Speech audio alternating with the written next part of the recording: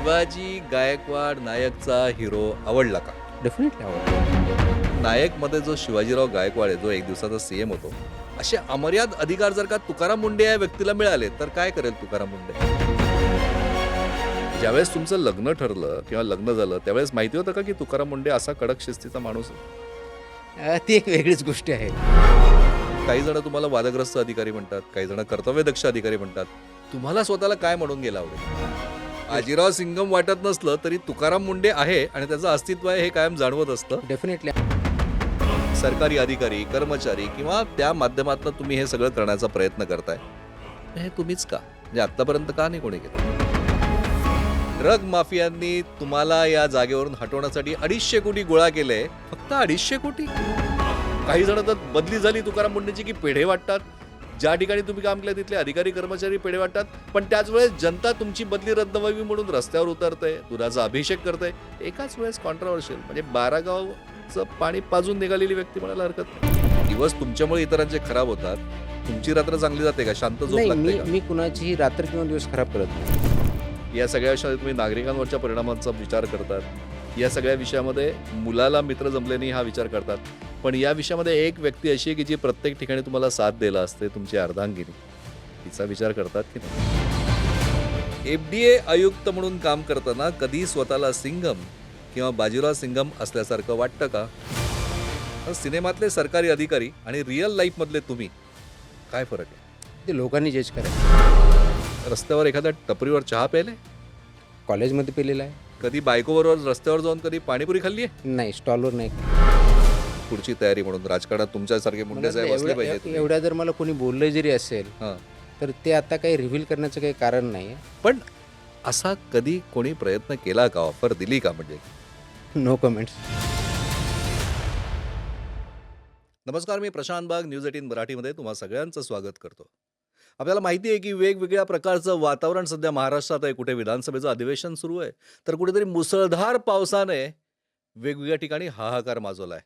पण या सगळ्या परिस्थितीमध्ये शेतकरी जरी शेतीच्या मशागतीच्या चिंतेत असला, तरी महाराष्ट्रामध्ये मात्र अजून एक वादळ घोंगावत आहे. ते अर्थात वादळ जे जन्माला आलेलं आहे ते फूड अँड ड्रग डिपार्टमेंटचं, अन्न आणि औषध प्रशासन. आतापर्यंत फार कमी लोकांना माहीत असलेला विभाग हा गेल्या काही दिवसात, गेल्या काही महिन्यामध्ये अत्यंत घरोघरी प्रत्येकाला माहीत झालेला आहे. कारण ज्या पद्धतीची कार्यपद्धती या एफडीएच्या माध्यमातनं जी एक्झिक्यूट केली जाते, एफडीए कमिशनर म्हणून तुकाराम मुंडे यांनी पदभार स्वीकारला आणि ज्या पद्धतीनं हे एफडीए डिपार्टमेंट कामाला लागलं आणि यानंतर मात्र प्रत्येकाला त्याच्या आयुष्यातलं आरोग्य, त्याच्या अत्यंत महत्त्वाच्या मूलभूत गरजा, समस्या, औषधं, ड्रग्ज अशा अनेक वेगवेगळ्या गोष्टींचे वेगवेगळे अर्थ समोर यायला लागले. काही धक्कादायक होतंय.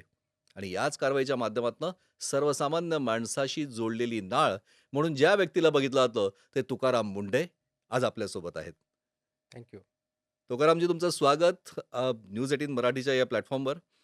संत तुकाराम म्हणतात की केल्याने होतं आहे रे, आधी केलेची पाहिजे. ते संत तुकाराम म्हणाले. आणि आजच्या जगातला तुकाराम केल्याने होत आहे रे, आधी केल्याची पाहिजे म्हणतोय. आणखीन दुनियाभरच्या गोष्टी करतोय. नेमकं काय आहे? अन्न, औषध, प्रशासन सगळे मेडिकलच्या मागे लागलात, सगळे फूड अँड ड्रग्सच्या मागे लागलात.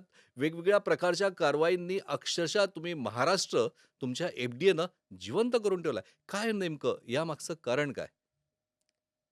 आपण जर मुळामध्ये बघितलं तर गेल्या अनेक दशकामध्ये माणसाच्या आरोग्यावरती एक विपरीत परिणाम झालेला आहे. भारत स्वातंत्र्य झाल्यानंतर भारत विकसित झाला, अनेक क्षेत्रामध्ये काम केलं. भारताच्या नागरिकांचं आयुष्यमान हे वाढलं. हो. 70च्या पुढे आसपास आज आपण आता आयुष्यमान जगतोय ॲव्हरेज, जे की खूप कमी होतं अगोदर. म्हणजे माणसाच्या जीवनाची लॉन्गेव्हिटी वाढली. पण क्वालिटी वाढली का? हा प्रश्न येतो. आणि क्वालिटीशी निगडीत बाकी सगळे प्रश्न समोर येतात. आपण जे जीवन जगतोय आणि आपल्याला जे डिजीजेस होत आहेत, आरोग्य आहे. इंडिपेंडन्सच्या वेळेस सर्वसाधारणपणे कम्युनिकेबल डिजीजेसचं प्रमाण 60 ते 70% आसपास होतं. आज कम्युनिकेबल डिजीजेस जे आहेत, त्याचं प्रमाण व्यस्त होऊन ऑलमोस्ट 30% ते 35% पर्यंत खाली गेलेला आहे. म्हणजे सगळे लाईफस्टाईलवर आधारित सगळे जे आणि वेगवेगळे रोग. नॉन कम्युनिकेबल डिसीजेस जे आहेत, हं. त्याचं प्रमाण अगदी 60% च्या पुढे गेलेलं आहे. ज्याला आपण साध्या भाषेत लाईफस्टाईल डिसीजेस म्हणतो. म्हणजे एका बाजूला टेक्नॉलॉजी वाढली, आपली पब्लिक हेल्थ सिस्टम काम करायला लागली, त्याचे परिणाम दिसायला लागले. पण त्याचे परिणाम कम्युनिकेबल डिसीजेस कमी करण्याबरोबरच ट्रीटमेंटमुळं, आरोग्य म्हणजे आमच्या औषधोपचारामुळं हे शक्य झालं. आणि दुसऱ्या बाजूला आपण जगत असलेली जीवनशैली, याच्या आधारे सो कॉल्ड डिसीजेस जे वाढलेत, त्याच्यामुळं जवळ-जवळ 60% ते 70% जनता आज परेशान झालेली आहे, त्रासलेली आहे. आणि ही जीवनशैली ही फक्त म्हणजे व्यायाम केला की नाही याच्यापुरती मर्यादित नाही. येस, व्यायाम करणं नियमितपणे, हालचाल असणं हा त्याच्यातला एक डेफिनेटली भाग आहे. परंतु त्यापेक्षाही आपण काय खातो आणि काय पितो, या गोष्टीवरती आपलं आयुष्य, आपली बॉडी रिएक्ट करते, माइंड रिएक्ट करतं. आणि म्हणून जे कम्युनिकेबल डिसीजेसपासून नॉन कम्युनिकेबलचा जो प्रवास आहे, त्याचं डायरेक्ट लिंकेजेस हे आपलं खाणं आणि पिण्याशी निगडीत आहे. आणि बऱ्याच जणांना हे माहीत नाही, याचं रिलेशन या फूड अँड ड्रग ॲडमिनिस्ट्रेशन जे आहे, याच्या क्वालिटीशी संबंधित आहे, याच्या इम्प्लिमेंटेशनशी संबंधित आहे. आपण अगोदर म्हणायचो, की घरात खावं, घरात जेवण करावं आणि खेळण्यासाठी बाहेर जावं. आज बाहेर खायला जातो आणि एंटरटेन मात्र घरामध्ये टीव्ही किंवा मोबाईलवर बघतो. हे एवढं रिव्हर्स झालेलं आहे. आणि रिव्हर्स झालेलं जे प्रमाण आहे, की त्याचाच भाग बाहेर ज्यावेळेस खायला जातो, तर आपलं क्वालिटी अन्न काय आहे? आपण पाणी पितोय किंवा दूध पितोय, जेवण जे करतोय ते योग्य की अयोग्य? पण तुम्ही बरोबर आहे तुम्ही म्हणालात तर हा मुद्दा मांडला, की खरोखर हा बदल प्रत्येक कुटुंबामध्ये होत चाललाय. पण घरामध्ये सुद्धा जी फळं येतात, म्हणजे त्याच्यामध्ये सुद्धा केमिकल असतं, काही ठिकाणी इंजेक्शन दिल्या जातात. काही ठिकाणी वेगळ्या शेतीवर जंतुनाशक फवारणीच्या नावाखाली वेगवेगळ्या प्रकारच्या केमिकलचा वापर केला जातोय. सरकार नावाची यंत्रणा पहिल्यापासून या सगळ्या गोष्टींवर अंकुश ठेवण्यासाठी होती. त्याच व्यवस्थेचा एक भाग म्हणून तुम्ही या सगळ्यांकडे बघताय आणि त्याच व्यवस्थेचे एक सरकारी अधिकारी, कर्मचारी किंवा त्या माध्यमातून तुम्ही हे सगळं करण्याचा प्रयत्न करताय. मग हे तुम्हीच का? म्हणजे आत्तापर्यंत का नाही कोणी केलं? मला वाटतं प्रत्येकाने करण्याचा प्रयत्न केला. कुणाला यश आलं असेल, कुणाला तेवढं यश आलं नसेल. कुणाला तेवढी पब्लिसिटी भेटली असेल, कुणाला तेवढी भेटली असेल. प्रश्न फक्त कोण होतं किंवा कोणतं डिपार्टमेंट एवढ्यापुरतं मर्यादित नाही आहे. प्रश्न हा पूर्ण समाजाचा, समाजामधल्या प्रत्येक घटकाचा आहे. मग ॲज अ रेग्युलेटर, एफ-डी-ए म्हणून ॲज अ रेग्युलेटर म्हणून म्हणतो. हा एवढ्यापुरता मर्यादित नाही आहे. तर याच्यामध्ये काम करणारे फूड बिझनेस ऑपरेटर, फूडच्या बाबतीत जर बोलायचं असेल ते आहेत. किंवा मेडिसिनच्या बाबतीत तर ड्रगच्या बाबतीत मॅन्युफॅक्चरर्स, डिस्ट्रिब्युटर्स यांच्या बाबतीतला आहे किंवा हॉस्पिटलच्या बाबतीतला आहे. आता ह्या ज्यावेळेस म्हणतो, तर याच्यामध्ये एक बेसिक फरक 2006 मध्ये आला. त्याच्या अगोदर आपल्याकडे कायदा जो होता, तर prevention of food adulteration act होता. म्हणजे अन्नधान्याची भेसळ थांबवणं हा कायदा होता. तो 1950च्या दशकात 1954-56 च्या आसपासचा तो कायदा आहे. म्हणजे अन्नामधली भेसळ थांबवणे हा त्याच्या पाठीमागचा उद्देश होता. 2006 मध्ये याच्यामध्ये 360 डिग्री चेंज झाला आणि जो नवीन कायदा आला, की food safety and standards authority of India हा ॲक्ट 2006 मध्ये पास झाला आणि 2011 पासून त्याची अंमलबजावणी सुरू झाली. म्हणजे भेसळ रोखण्यापासून ते फूडचे स्टँडर्ड्स आणि सेफ्टी याच्यापर्यंतचा 360 डिग्री जो चेंज झाला, ह्या कायद्यामुळे झाला. आणि म्हणून आपला बघण्याचा दृष्टिकोन, म्हणजे ॲज अ प्रशासन म्हणून बघण्याचा दृष्टिकोन, हा भेसळ थांबवण्यापुरता मर्यादित न राहता, फूडचे जे स्टँडर्ड्स आहेत आणि फूडची जी सेफ्टी आहे, त्याची जी एफिकेसी आहे, हे बघण्यापर्यंत चेंज झाला. आणि म्हणून हा बदल मुळामध्ये 2011 पासून इम्प्लिमेंटेशनला सुरू झाला. कारण 2006 ला जरी कायदा आला, त्याचे नियम 2011 ला बनले आणि त्याच्यानंतर वेगवेगळ्या प्रकारचे रेग्युलेशन्स, स्टँडर्ड्स. तरीही तरीही 2011 नियम झाले. आज 2026 मध्ये आपण आहोत. म्हणजे तरीही अंमलबजावणी अधिकृतपणे, काटेकोरपणे व्हायला 15 वर्ष जावी लागली किंवा तुकाराम मुंढे यावे लागले, असं आजच्या तारखेला सर्वसामान्य माणूस म्हणतोय. म्हणजे एफ-डी-एचा सिंघम म्हणून एक नवीन उपाधी तुमच्या नावानं चर्चेत आलेली आहे. म्हणजे की काय सांगाल म्हणजे की लोकांच्या या अशा भावना बोलक्या आमच्यापर्यंत पोहोचतायत? लोकांच्या भावना मी समजू शकतो.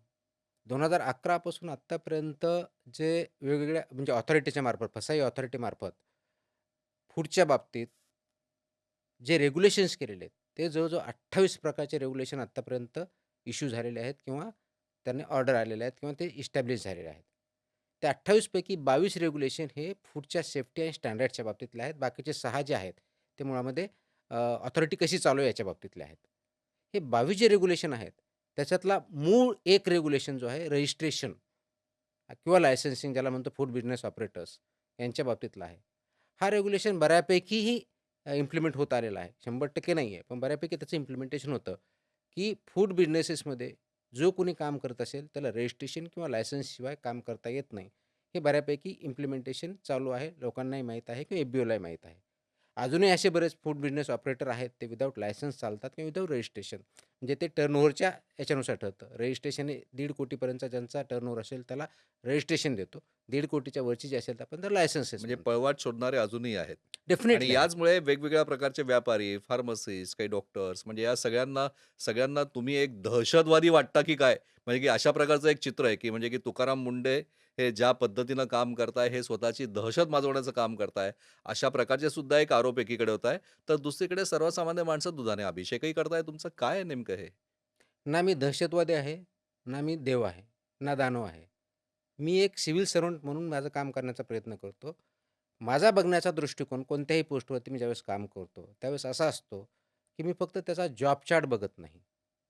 तर त्या पदाची भूमिका काय असावी, या दृष्टिकोनातून त्या पदाकडे बघतो किंवा त्या पदावरती काम करताना बघतो.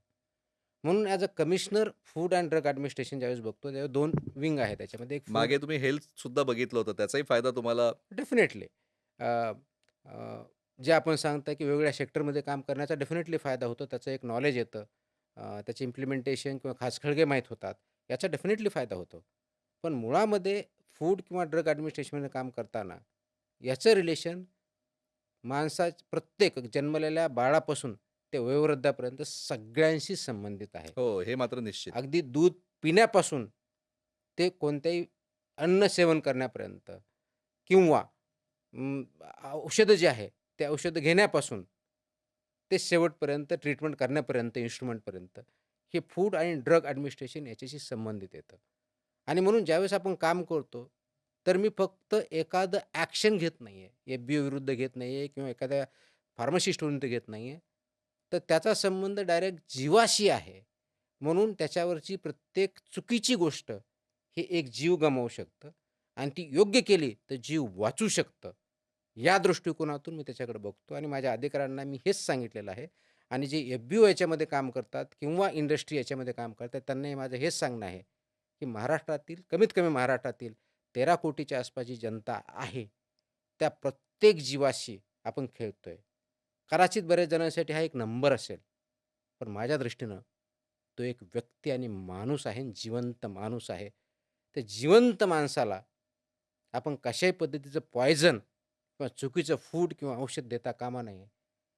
हे न होऊ देणं, हे जशी फूड बिझनेस ऑपरेटरची जबाबदारी आहे.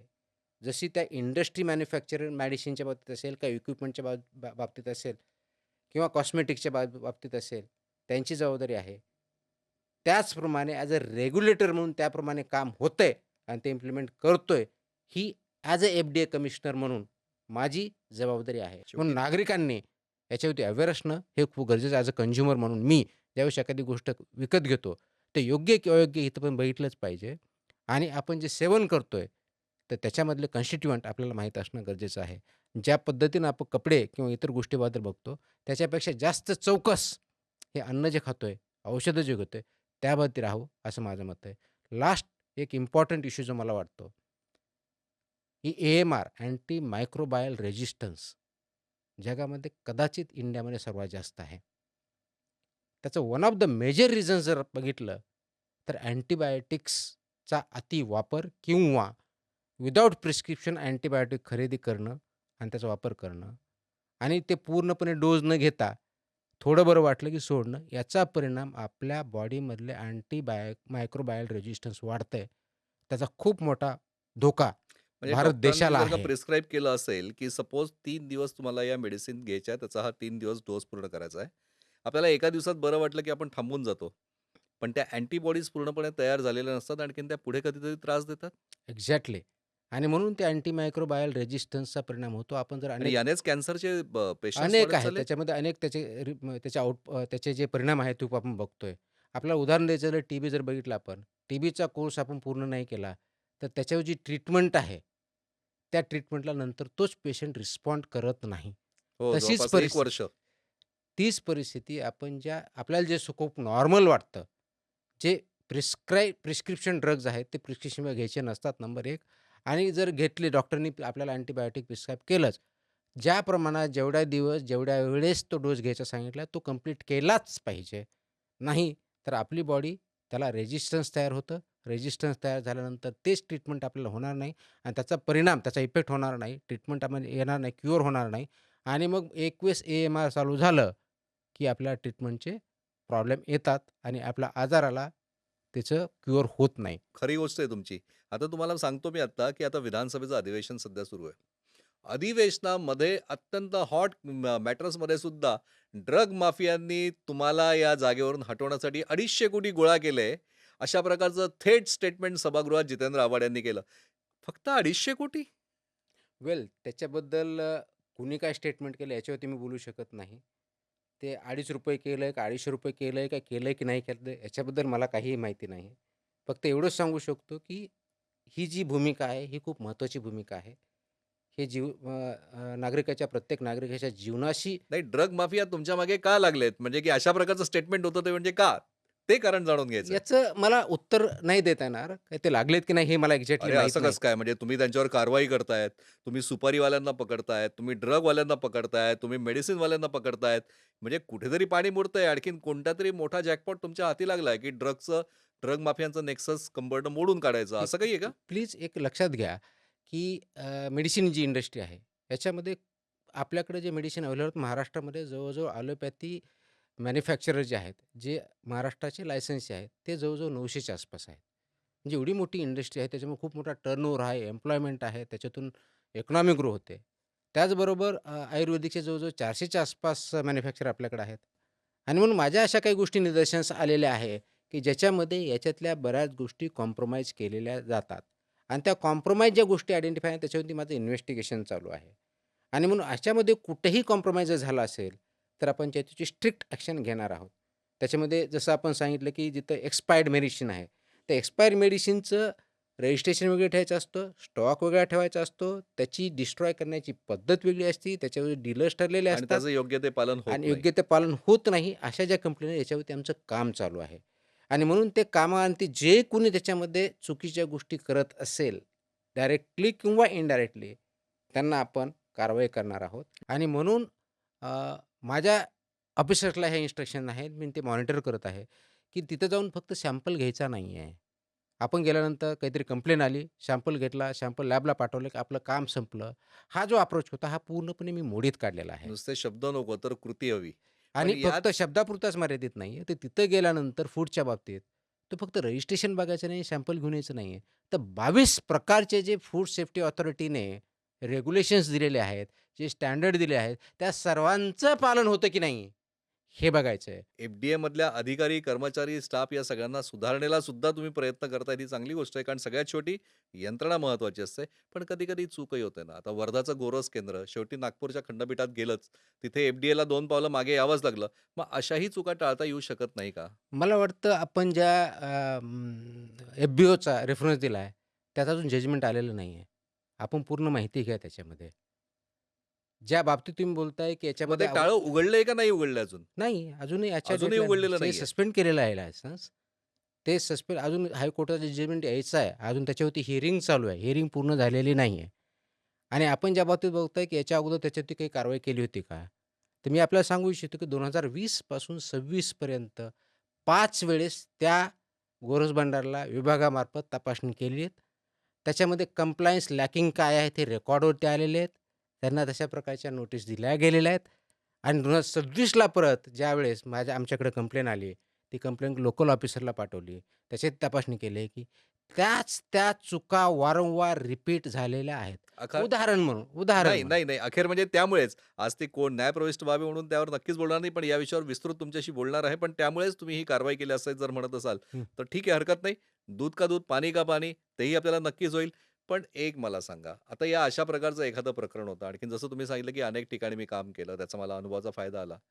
मला मला वाटतं, की महाराष्ट्रातले किंवा कदाचित देशातलेही तुम्ही एक आय-ए-एस असे अधिकारी असाल, की ज्यांच्या अत्यंत कमी कालावधीमध्ये अनेक वेगवेगळ्या प्रकारच्या पोस्टिंग झाल्या, बदल्या झाल्या. आता त्या का झाल्या? का होताय? इथे तुम्ही किती दिवस थांबणार आहे? हे विचारण्यापेक्षा एक विचारायचं आहे, की सगळ्यात कमी कालावधी पोस्टिंग कुठे होती? मला आठवत नाही. आणि किती दिवस होती? मला नाही आठवत. मग सगळ्यात जास्त टेनवर कुठे मिळाला? आत्तापर्यंतचा सर्वात जास्त टेन्यूर सेल्स टॅक्सला भेटलेला आहे मला. किती? आय थिंक 2 वर्षापेक्षा 2 वर्ष 2 महिने असं काहीतरी मग होतं. एफ-डी-एला तो रेकॉर्ड मोडणार आहे का?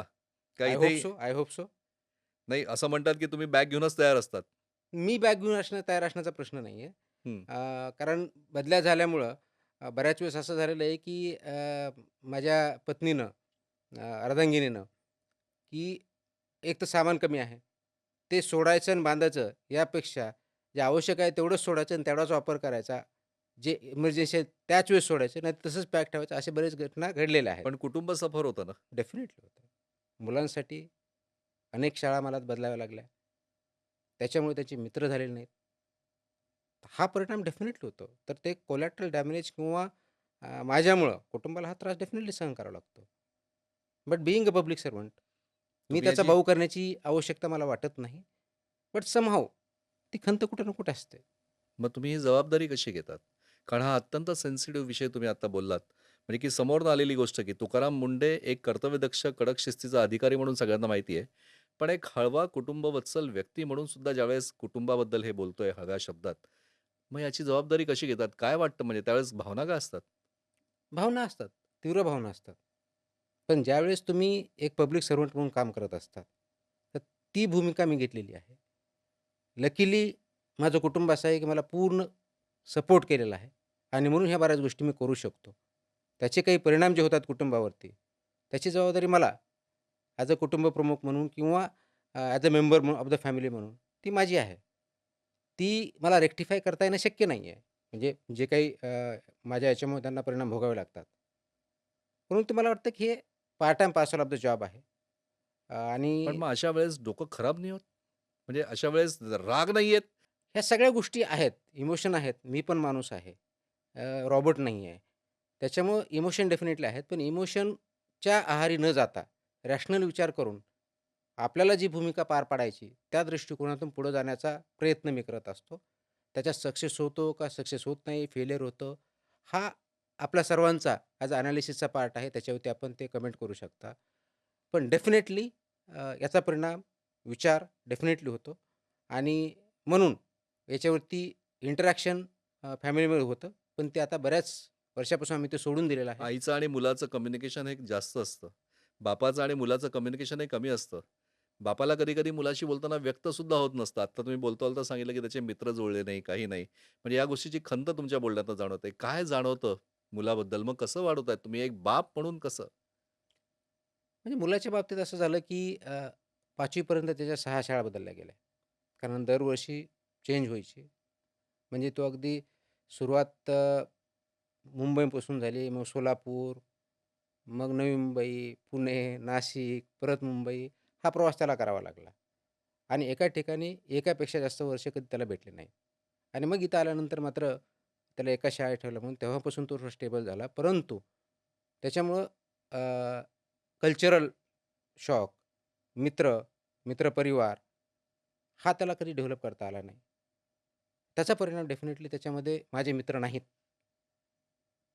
हे होतं. आणि मग त्याच्यानंतर बदली ज्यावेळेस व्हायची त्यावेळेस त्याला पहिला प्रश्न असा असतो, की आता तुमच्याबरोबर मला यायचं आहे का? परत माझी शाळा बदलायची आहे का? आणि त्यावेळेस ही कठीण परिस्थिती असते. परंतु त्याला फेस करावं लागतं. कारण जर भूमिका तुमची आहे, भूमिका तुम्ही घेतलेली आहे, एक रोल घेतलेला आहे आणि तो जर आपल्याला तडीस न्यायचा आहे ॲज अ पब्लिक सर्व्हंट म्हणून, तर ते माझं दायित्व आहे. या सगळ्या विषयामध्ये तुम्ही नागरिकांवरच्या परिणामांचा विचार करतात. या सगळ्या विषयामध्ये मुलाला मित्र जमले नाही हा विचार करतात. पण या विषयामध्ये एक व्यक्ती अशी आहे, की जी प्रत्येक ठिकाणी तुम्हाला साथ द्यायला असते, तुमची अर्धांगिनी. तिचा विचार करतात की नाही? का त्या डेफिनेटली. ठिकाणी तुम्ही घरात गेल्यावर सुद्धा तुकाराम मुंडे असतात? नाही, घरातलं वातावरण पूर्णपणे वेगळं असतं. ऑफकोर्स दोन्ही गोष्टी सेग्रिगेट करणं अजून मला परफेक्टली जमलेलं नाही. ज्यावेळेस तुमचं लग्न ठरलं किंवा लग्न झालं, त्यावेळेस माहिती होतं का, की तुकाराम मुंडे असा कडक शिस्तीचा माणूस आहे? ती एक वेगळीच गोष्ट आहे. ज्यावेळेस लग्न जमलं त्यावेळेस मी नागपूरला सी-ई-ओ होतो. माझी नुकतीच पोस्टिंग झालेली होती आणि ज्यावेळेस आमचं इंट्रोडक्शन झालं, अरेंज मॅरेज असल्यामुळं, त्या मीटिंगमध्ये बोलताना मी क्लिअरली सांगितलं होतं, की माझा स्वभाव असा आहे आणि मला हे करायचं आहे.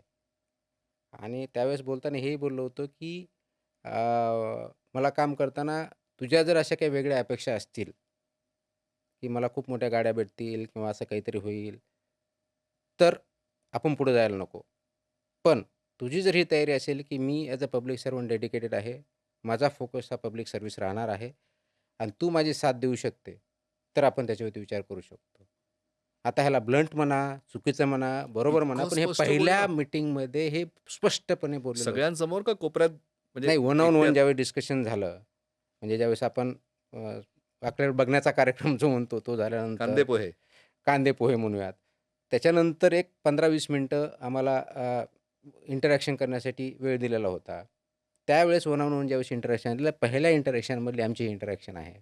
उत्तर काय मिळालं? उत्तर त्यावेळेस म्हणलं, की त्यावेळेस तर मी काही विचारून झालं का, पण त्याच्यात पुढे जायचं असेल, पण नंतर आम्ही ज्यावेळेस आत्ता हे इंटरॅक्शन करतो आणि मी असं हसतमध्ये मजाकमध्ये विचारत असतो, की "असं तू काय बघितलं माझ्यामध्ये, की ज्याच्यामुळं मी हे एवढं बोललं असतानाही होकार दिला. होकार दिला?" मला सरप्रायझिंगली उत्तर हे भेटतं, "तुमची जी समाजाबद्दलची तळमळ होती, त्या वाक्यामुळंच मी लग्न केलं." मग तुकाराम मुंडे आपल्याच बायकोच्या प्रेमात खरा केव्हा पडला? तो तुकाराम मुंडे ज्यावेळेस पहिल्यांदा लग्नाची मागणीचं बोलणं झालं, उत्तर दिलं त्यावेळेस का? आय थिंक असं लव्ह ॲट फर्स्ट साईट असा काही प्रकार मला जाणवला नाही. परंतु जसं आम्ही इंटरॅक्शन करत गेलो, विचार जुळत गेले, आय थिंक तसं प्रेम वाढत गेलं आणि आज आमचे विचार जरी डिफरन्सेस नाही असं मी बिलकुल म्हणणार नाही, डिफरन्सेस आहेत. परंतु ज्या पद्धतीनं तिने घराची दुसरी बाजू हँडल केलेली आहे, खऱ्या अर्थाने अर्धांगिनी म्हणून केलेली आहे, हो, कारण ती तुकाराम वाखाणण्याजोगी मुंडेसोबत आहे. जमवून घेणं हा जरा अवघड पार्ट आहे, असं तुकाराम मुंडे या व्यक्तीला ओळखणारी प्रत्येक व्यक्ती म्हणते. त्यामुळे खरं क्रेडिट जर कोणाचं असेल तर वहिनींचं असं आपण. Definitely. I openly agree that की तिने ज्या पद्धतीनं हँडल केलेलं आहे, ते वाखाणण्याजोगंच आहे. आणि मजाकमध्ये ती बोलताना असं म्हणत असते, "माझ्याशिवाय दुसरं तुम्हाला कोणी हँडल करू शकलं कधी नसतं." बायकोबरोबर भाजी घ्यायला, किराणा आणायला कधी जाणं होतं का? रेअर जातो असतो, पण रेअर आहे. का बरं? आवडत नाही?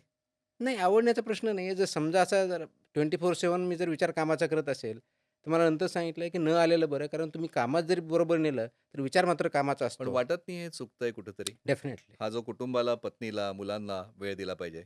म्हणजे घराचं म्हणजे आपण सर्व्हिस म्हणून सगळ्यांचं आरोग्य सांभाळतोय ही सगळ्यात मोठी गोष्ट आहे. पण त्याचबरोबर कुटुंब हा सुद्धा आपला एक आधार असतो, मानसिक आधार असतो. कधी ते आपला आधार असतात, कधी आपण त्यांचे असतो. नाही मग डेफिनेटली. याच्यामध्ये माझ्या त्रुटी भरपूर आहेत. मी त्या ओपनली मान्य केलेल्या आहेत. त्यांच्यावरती रेक्टिफाय करण्याचा डेफिनेटली माझा प्रयत्न असतो. ओपनली मान्य म्हणजे वहिनींना मान्य केलंय का? वहिनींसमोर मान्य केलंय का? Yes, yes. मुलासमोर मान्य केलंय का? ऑफकोर्स केलेलं का आहे. फक्त भावाने सांगितलं, की "नाही तुकाराम, तुला हे करायचंय म्हणून." नाही, फक्त भावापुरतं मर्यादित नाही ना? नाही ॲब्सोल्युटली नाही. आणि नाहीतर याच्यामध्ये ह्या बीडच्या त्रुटी त्या गावात गेल्यानंतर त्या आठवणी जाग्या होतील. नाही. आता बीडचं जाण्याचा तसा संबंध येतच नाही ऑलमोस्ट. मी फक्त दिपवळीला 1 दिवस जात असतो गेल्या 8-10 हो. वर्षापासून. परंतु हे मान्य केलं आहे आणि याच्यावर इम्प्रूव्ह करण्याचा डेफिनेटली प्रयत्न करतो. बट अनफॉर्च्युनेटली अजूनही माझा फोकस एवढा असतो पब्लिक वर्कवरती किंवा पब्लिक सर्व्हिसमध्ये, की मी थॉटनी बऱ्याच वेळेस नसतो आणि म्हणून त्यांचं असं असतं, की तुम्ही न आलेलं मार्केटमध्ये किंवा बरं आहे, कारण तुम्ही आमच्याबरोबर फिजिकली असता, मनाने मात्र तुमच्या कामात असता. तुम्ही ज्यावेळेस पूर्णपणे मनाने याल त्याच वेळेस या. मग म्हणून असं कधी करावसं वाटलं नाही? डेफिनेटली ते प्रयत्न चालू आहेत माझे. त्याच्यातून मला पूर्णपणे यश आलं असं मी काय म्हणणार नाही. अर्थ आहे याच्यात? म्हणजे की इतकी वर्ष झाली, एक अधिकारी दुसऱ्यांना वळण लावण्याचं काम करतोय. स्वतःला वळण लावू शकला नाही आत्तापर्यंत. हे जरा ऐकायला जड वाटतं. म्हणजे स्वतःवर मेहनत जसं तुम्ही लोकांना सांगतात, की बाबा स्वतःवर मेहनत घ्या. तसं मग तुम्हाला नाही वाटत, की स्वतःवरही आपण मेहनत घेतली पाहिजे, काम केलं डेफिनेटली पाहिजे? आणि म्हणून अजूनही त्याच्यावर जास्त प्रयत्न करेल. प्रयत्नवादी आहे. सिनेमा वगैरे बघतात का? कधी-कधी बघतो. कोणते? सगळ्याच प्रकारचे हिंदी, इंग्लिश नायक सिनेमा बघितलाय का? हो, येस. बघितलाय. मग बघितलं. त्या नायकमध्ये जो शिवाजीराव गायकवाड आहे, जो एक दिवसाचा सीएम होतो. असे अमर्याद अधिकार जर का तुकाराम मुंडे या व्यक्तीला मिळाले, तर काय करेल तुकाराम मुंडे? मला वाटतं लोकशाहीमध्ये अमर्याद अधिकार कुणालाच नसतात. हो. म्हणजे कोणीही व्यक्ती जरी हो, असला, पण अशा अधिकारी प्रकारचे अधिकार जर का आले हातात, see as a public servant म्हणून मी अनेक वेळेस बोलतो, की आपलं काम ॲज अ पब्लिक सर्व्हंट म्हणून समाजाला वरच्या स्तरावरती नेणं, गाईडन्स करणं, एम्पॉवर करणं हे आहे. समाज जेवढा विकसित होईल, तेवढा आपला देश, व्यक्ती विकसित होतील आणि प्रॉडक्टिव्हिटी वाढेल, हॅपी होईल. म्हणून ॲज अ पब्लिक सर्व्हंट त्या सेक्टरमधला असताना ज्याही रोलमध्ये मला असेल, कोणताही रोल असेल, तर ते प्रत्येक दिवशी, प्रत्येक मोमेंटला पुढचा 1 इंच तरी वाढत कसं जाईल, या दृष्टिकोनातून बघणं गरजेचं आहे. आणि हे करताना हे पूर्णपणे ट्रान्सपरंट असेल, हे पूर्णपणे अकाउंटेबिलिटीच्या दृष्टिकोनातून असेल आणि जो गोल किंवा रोल शिवाजी गायकवाड नायकचा हिरो आवडला का? डेफिनेटली आवडला मला. कुणाला मग आवडणार नाही? म्हणजे मग मग बरेच जण तुम्हाला त्या नायकचा शिवाजी गायकवाड म्हणतात. मग नाही, मी पब्लिक सर्व्हंट आहे, सिव्हिल सर्व्हंट आहेत. मला लिमिटेशन्स माहिती आहेत आणि त्याप्रमाणेच मी काम करण्याचा कोणी प्रयत्न नायकचा करतो. शिवाजी गायकवाड म्हणतं, कोणी म्हणतं की एफ-डी-एचा आय नवा सिंघम. अप्रिशिएट की लोकांच्या ज्या भावना आहेत, डेफिनेटली त्या मला मान्य आहेत. त्या मी अ, चांगल्या दृष्टिकोनातून घेतो आणि मला जास्तीत जास्त चांगलं कसं काम करता येईल या दृष्टीने त्याचा मी प्रयत्न करतो. पण बरेच वेगवेगळ्या प्रकारचे नावं. आता काही जण तुम्हाला वादग्रस्त अधिकारी म्हणतात, काही जण कर्तव्यदक्ष अधिकारी म्हणतात, काही जण कडक शिस्तीचा अधिकारी म्हणतात. तुम्हाला स्वतःला काय म्हणून गेलं आवडेल? मला वाटतं की मला कोणी चांगला अधिकारी म्हणण्यापेक्षाही इफेक्टिव्ह अधिकारी राहिला किंवा अधिकारी म्हणण्यापेक्षाही ॲज अ पब्लिक सर्व्हंट म्हणून मी एक इफेक्टिव्ह दिला, रोल प्ले केला आणि त्याच्यामुळे समाजामध्ये पॉझिटिव्ह बदल घडला. या दृष्टिकोनातूनच मी बघतो आणि त्या दृष्टिकोनातून माझा प्रयत्न असतो.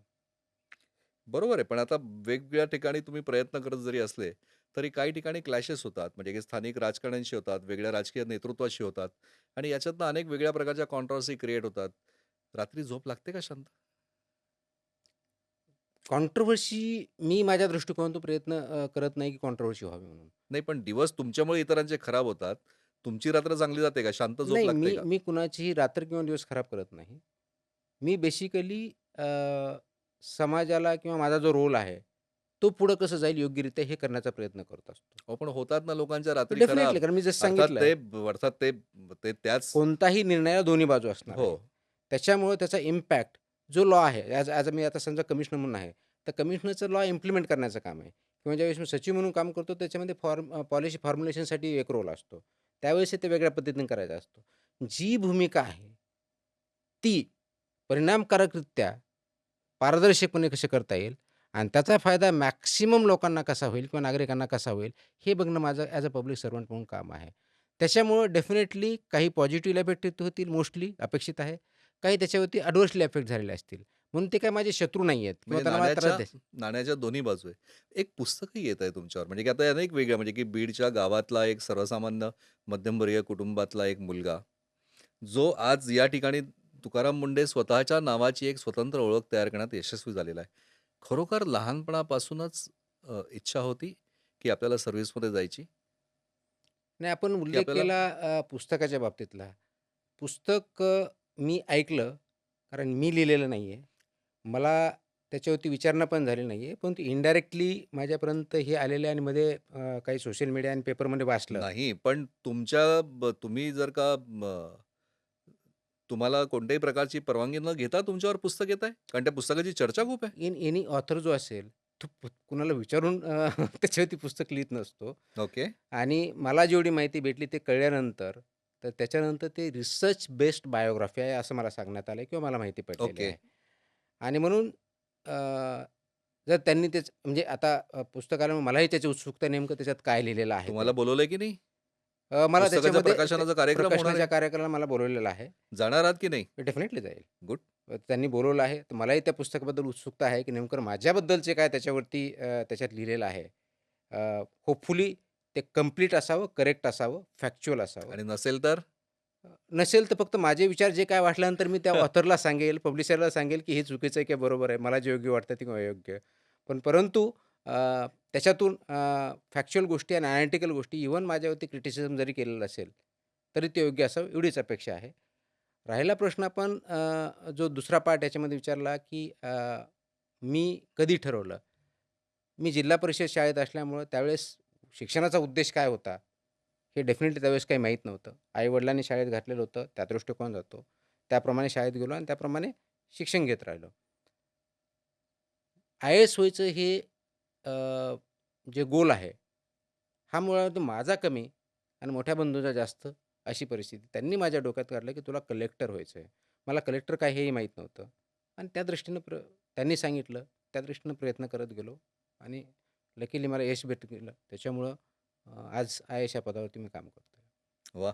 आता ज्यावेळेस तुकाराम मुंडे या व्यक्ती च्या बद्दलच्या वेगवेगळ्या प्रकारच्या चर्चा होतात, त्यावेळेस अनेक वेगळ्या प्रकारचे प्रश्न हे सर्वसामान्य लोकांच्या मनात आहे. आजचं युग हे डिजिटल आहे, सोशल आहे.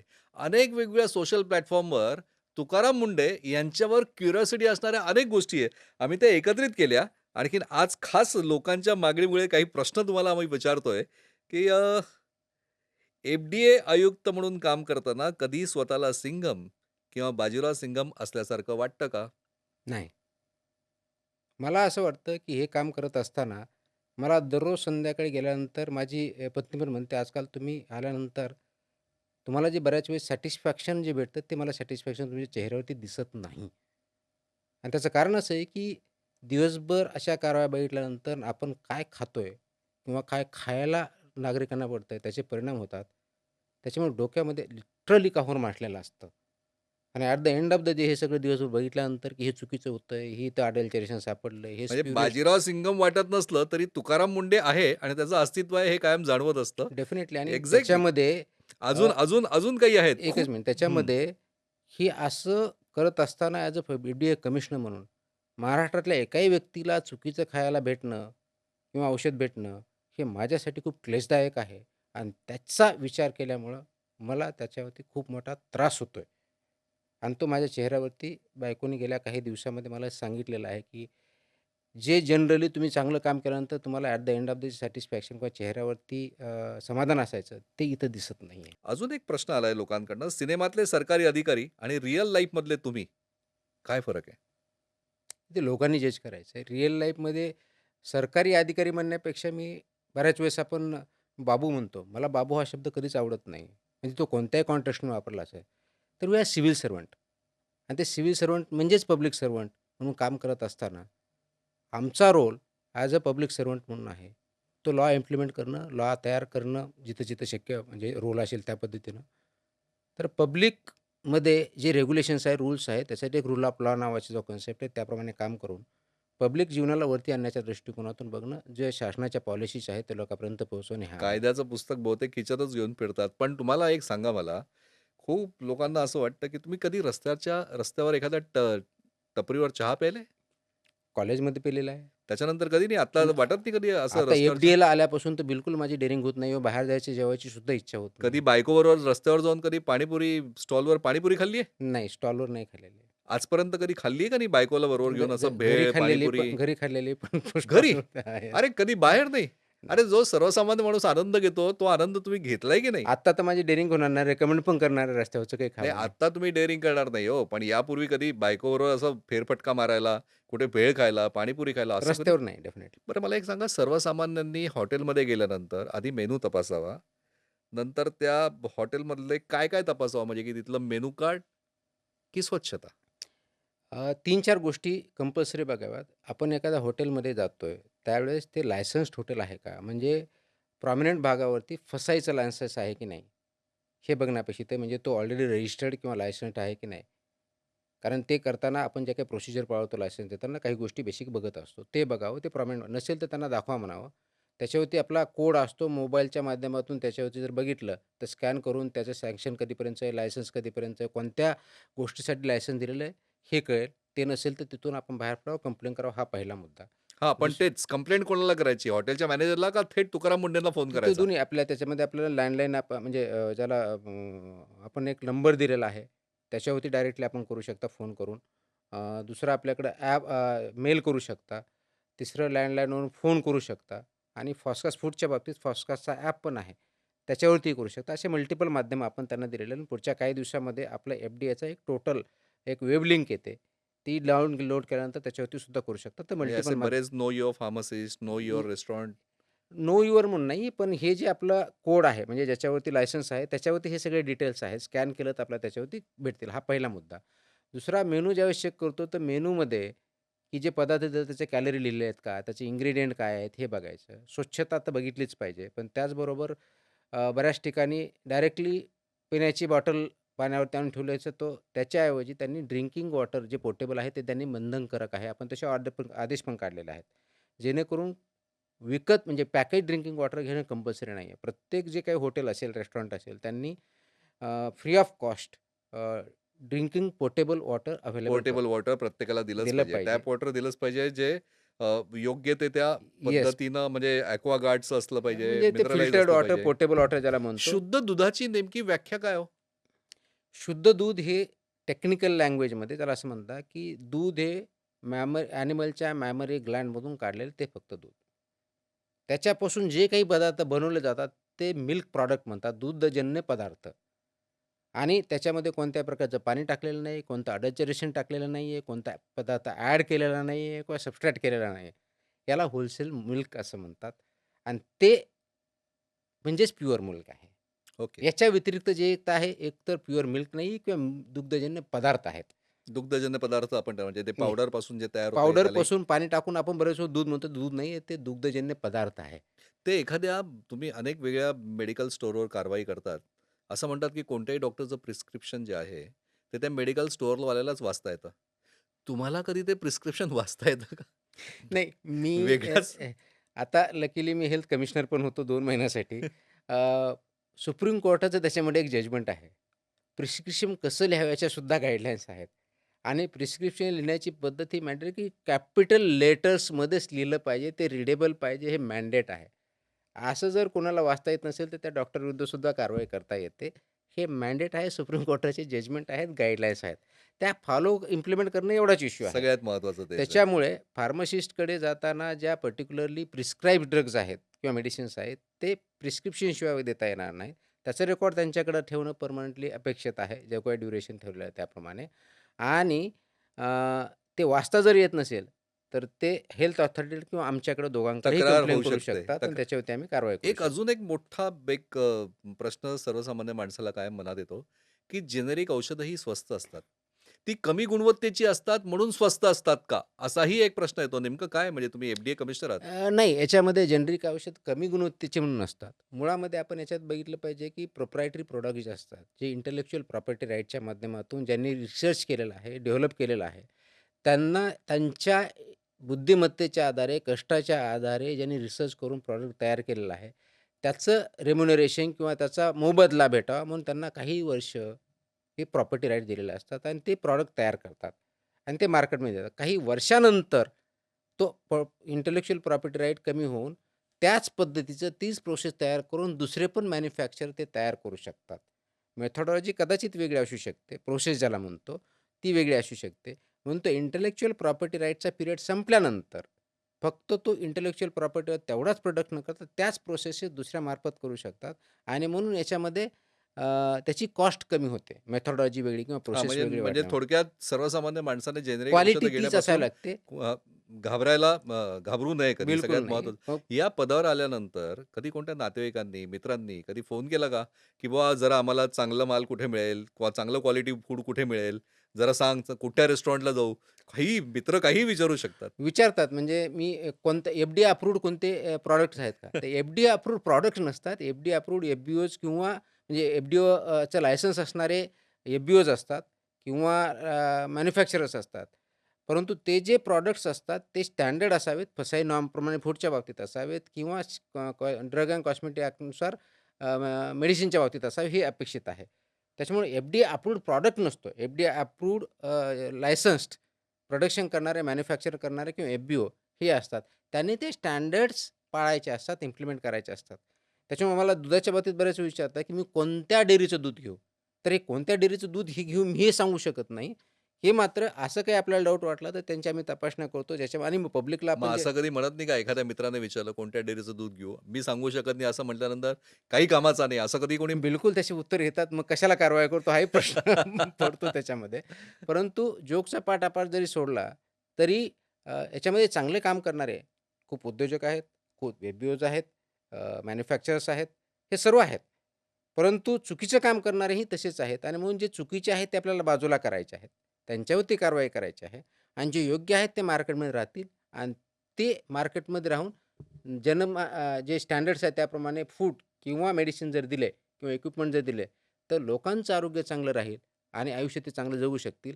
हा उद्देश हा आपला आहे आणि म्हणून पहिल्या दिवशी ज्यावेळेस मी जॉइन झाल्यानंतर एक आम्ही अभियान जे महाराष्ट्रामध्ये चालू केलं, की safe food, safe drugs, safe Maharashtra आणि त्याचबरोबर असंही म्हटलं होतं मी, की those businesses who are abiding by law abiding, they have nothing to fear exactly. दृश्य आणि जे स्वरूपात करत नाहीत, they have nowhere to hide. Exactly.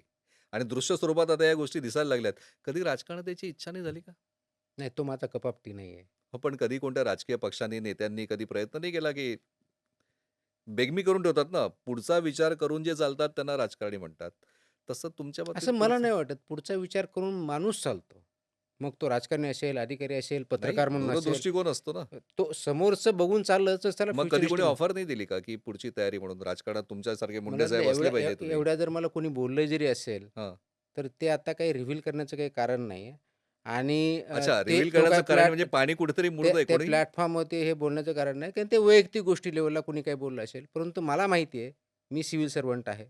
Me public servant आहे. माझ्या लिमिटेशन्स मला माहिती आहे. त्याच्यामुळं politics is not my cup of T. नाही, नाही. तो या प्लॅटफॉर्मवर बोलण्याचं कारण नाही हे मला मान्य आहे.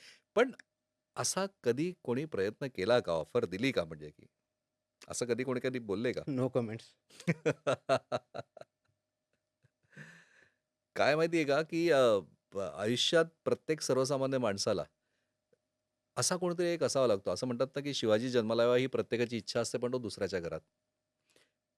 तसा एक शिवाजी या रूपातनं तुमच्याकडे वेगवेगळ्या प्रकारे लोकं बघतात. हा प्रतिकात्मक भाग झाला. महत्त्वाचा मुद्दा हाच येतात ना, की प्रत्येक व्यक्तीला, प्रत्येक कुटुंबाला योग्य ते आयुष्य जगता यावं आणि ते जगवता येण्यासाठी म्हणून जी यंत्रणा, सरकार जिला आपण म्हणतो, त्याचे प्रतिनिधी म्हणून तुम्ही ज्यावेळेस या गोष्टीत ॲक्ट होतात, तर त्याच्यातनं लक्षात येतं, की हो, यंत्रणा सक्षम आहे.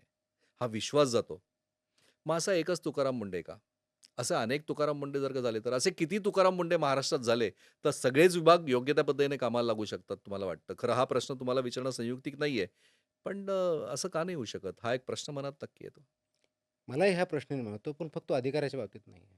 तो समाजाच्या बाबतीतला आहे. बरोबर. ज्यावेळेस आपण म्हणतो, की शिवाजी जन्मावा पण दुसऱ्याच्या घरात हे आपल्याकडे मन प्रचलित आहे. तर त्या दृष्टिकोनातून बघताना समाजामध्ये आपल्याला ज्या अपेक्षा असतात, की आयडियल कंडिशन कशी असावी? समाज कसा असावा? कुटुंब कसं असावं? एका व्यक्तीनं म्हणजे अधिकाऱ्याने कसं वागावं? पदाधिकाऱ्यांनी कसं वागावं? नागरिकांनी कसं वागावं? टीचरनी कसं वागावं? हे ज्यावेळेस आपण अपेक्षा करतो, त्याची सुरुवात स्वतःपासून आपण का करू शकत नाही? आणि प्रत्येकाने एक योग्य माणूस म्हणून वागण्याचा जर प्रयत्न केला, तर समाजातले बरेच प्रश्न मार्गी लागू शकतील. मुळात उदाहरण म्हणून की त्याला मी निम्बी सिंड्रोम म्हणतो. Not in my backyard. NIMBY syndrome ज्याला म्हणतो. की आपल्याला पाहिजे असतं की स्वच्छता पाहिजे, शहर स्वच्छ पाहिजे. कचरा रस्त्यावरती पडता कामा नये. अग्रीड. ती जबाबदारी महानगरपालिका, नगरपालिका, ग्रामपंचायत जी काही लोकल बॉडी असेल त्याच्यावरती असते. म्हणून नागरिकांना घरातला कचरा रस्त्यावर टाकण्याचा अधिकार कोणी दिलाय का? रस्त्यावर टाकल्यामुळं आपल्याला असं वाटतं की घरातली घाण रस्त्यावरती गेली, म्हणून माझं घर स्वच्छ राहील, माझं आरोग्य व्यवस्थित राहील. परंतु बॅक्टेरिया किंवा व्हायरस किंवा एन्व्हायर्नमेंट पोल्युशन हे तुमच्या घरात येणार नाही असं नाही. बाहेर जर पोल्युशन झालं तुमच्या घरातही येणार आहे, तुम्हालाही होणार आहे. म्हणून स्वतःची घाण किंवा स्वतःचे प्रॉब्लेम दुसऱ्याकडे टाकले आणि दुसऱ्याकडे म्हटलं की दुसऱ्याने चांगलं वागावं, म्हणून ते सुटणार नाही. याला ग्लोबल कॉमन्स म्हणतात. आणि जे ग्लोबल कॉमन जोपर्यंत globally at individual, at collective level, individual and collective level आपण अड्रेस करणार नाही.